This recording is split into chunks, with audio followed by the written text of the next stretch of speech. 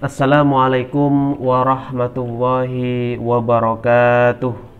Bismillahirrahmanirrahim. Pada kesempatan kali ini saya akan menyampaikan ayat 26 dalam surah Al-Baqarah.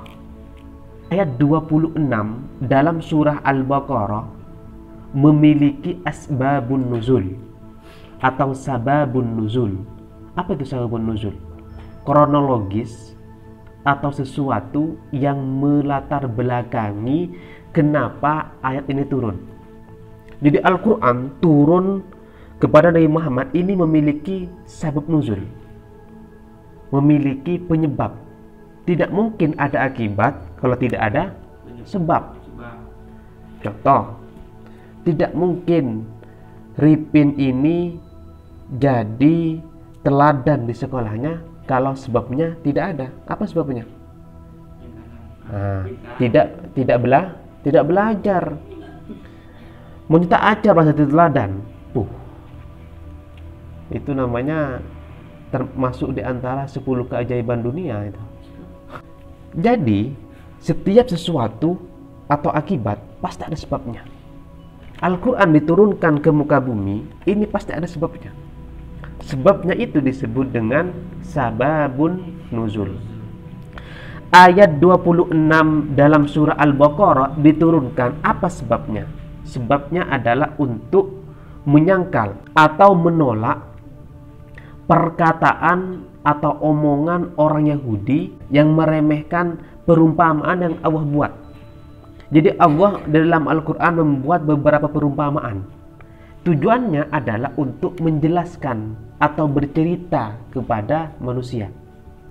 Yang pertama, Allah buat perumpamaan tentang lalat. Maksudnya apa? Begitu mulianya lalat ya, sampai disebut dalam Al-Quran. Maksudnya apa Tuhan menyebut lalat dalam Al-Quran? Tujuannya untuk menggambarkan atau memberikan hikmah kepada manusia yang beriman. Diceritakan di dalam Al-Quran ini tentang masalah lalat, bahwa katanya sesuatu yang diseru oleh orang kafir tidak dapat membuat lalat yang kecil. Tidak bisa. Coba kamu tanya kepada orang yang nyembah patung. Tanya, Tuhanmu siapa? Ya ini patung saya, atau bebatuan ini yang saya sembah. Kalau dulu itu ada orang namanya menyembah matahari, atau ada orang menyembah api, namanya orang Majusi. Tanya kepada mereka, coba, Tuhanmu siapa? Ya api ini. Tuhanmu siapa? Ya patung ini. Tanya, bisa nggak Tuhan yang kamu sembah ini membuat lalat? Bisa nggak kira-kira? Tidak bakal bisa. Makanya dulu Nabi Ibrahim ketika sudah jengkel ya kepada Raja Abraham. Raja Abraham di sini beserta pengikutnya menyembah patung. Patungnya banyak, mulai yang gede sampai yang kecil. Anggaplah patung ini beranak mungkin ya. Akhirnya Nabi Ibrahim mungkin jengkel, dikasih didakwahin lah, katakanlah dikasih siraman rohani, mereka masih tetap nolak. Akhirnya Nabi Ibrahim memberikan sebuah kritik lewat tindakan. Akhirnya patung itu ditebang kepalanya dan kapaknya diletakin ke tangan patung tersebut. Marah Raja Abraham. Siapa ini yang nebang atau yang ngerusak Tuhan saya? Akhirnya ketika dicari ternyata ketahuan Nabi Ibrahim. Nabi Ibrahim ditanya, kenapa kamu mau tebang atau rusak persembahan saya? Nabi Ibrahim tanya balik gitu kan, kenapa kamu nembah Tuhan ini yang sebenarnya Tuhan ini tidak memberikan syafaat atau manfaat sedikit pun kepada kamu? Mana ada, saya percaya bahwa Tuhan yang saya sembah itu memberikan manfaat. Coba tanya kepada mereka, bisa nggak mereka mengembalikan kepala yang sudah dirusak tersebut? Tidak bisa kan? Jadi akhirnya marah, mereka tidak menerima. Nabi Ibrahim kemudian dikasih sanksi oleh raja pada waktu itu, dibakar. Karena Nabi ya dibakar dan mendapatkan mendapatkan pertolongan Tuhan. Ya narukuni bardan wa salaman ala Ibrahim, berdoa, ya narukuni, wahai api, jadilah kamu bagiku dingin. Ini tidak hanya dingin, wasalaman, menyelamatkan aku. Bayangkan, kalau sekarang jangan main-main sampean. Coba saya bakar, siapa tahu bisa jadi seperti Nabi Ibrahim. Saya akan baca doanya ini, ya narukuni bardan wasalaman angos sampean. Memang ada beberapa orang seperti Limbat, tahu kan? Nah, pernah dibakar. Nah, itu kan sulap, lain lagi. Itu namanya bukan mukjizat, itu namanya sulap. Itu pasti ada triknya. Kalau mukjizat itu tidak ada triknya. Nabi Ibrahim tidak tahu gimana kok saya tidak terbakar ini. Tidak tahu. Kenapa? Karena Tuhan yang turun langsung. Sama dengan Nabi Muhammad ketika ditantang oleh orang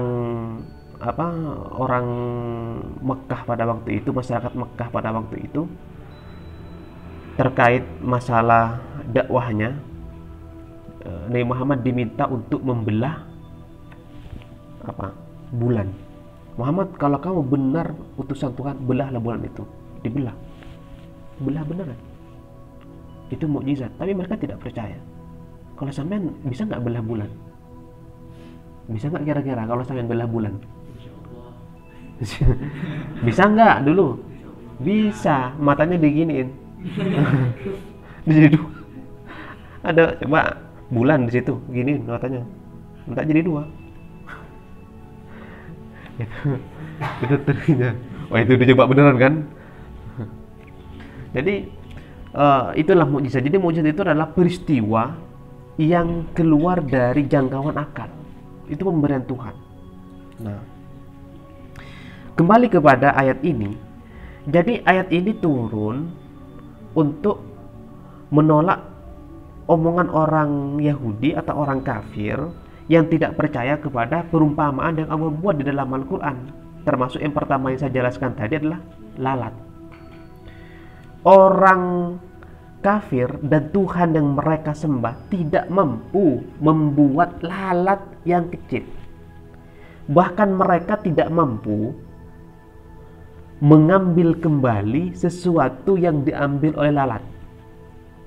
Contoh yang paling gampang kalau terjadi kepada kita, kita makan, ada lalat hinggap kepada makanan kita, itu kan ngambil kan sedikit. Bisa nggak kamu itu mengambil kembali? Hai lalat, kok ke situ kamu? Kembalikan lagi itu makanan. Bisa nggak? Tidak bisa. Itu menunjukkan bahwa hikmahnya ini ya, hikmahnya bahwa orang kafir dan juga sesembahan yang mereka sembah adalah lemah.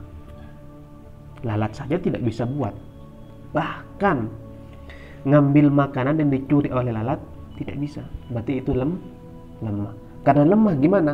Maka seharusnya mereka sadar bahwa ada zat yang maha kuasa yang tidak lemah. Siapa itu? Adalah Allah.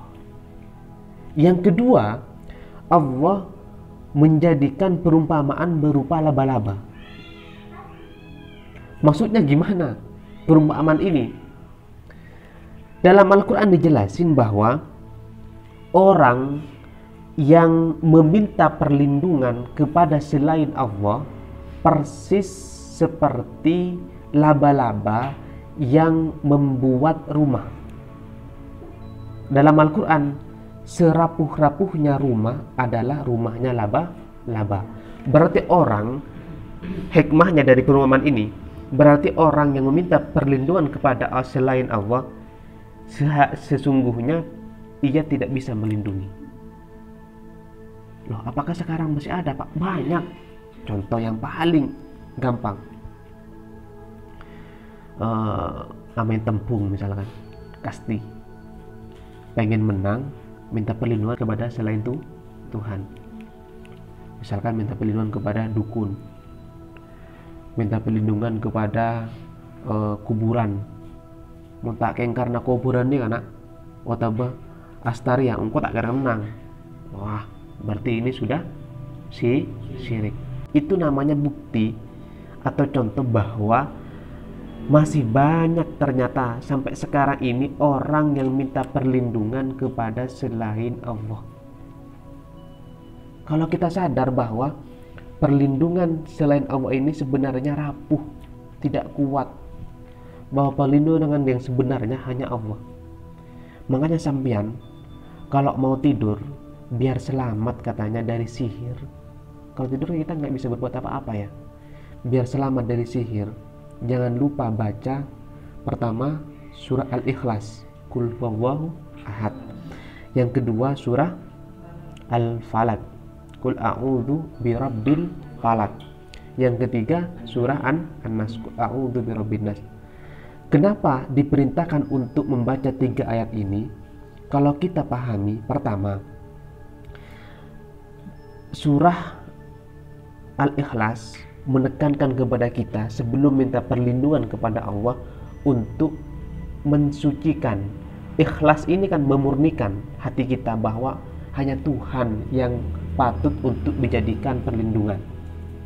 Ketika sudah benar-benar murni tauhid kita, maka melangkah kepada bagian yang kedua, apa? Berta'awud.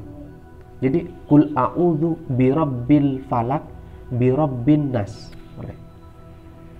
Qul, katakanlah Muhammad, a'udzu, saya berlindung kepada siapa? Kepada Tuhan yang menciptakan manusia.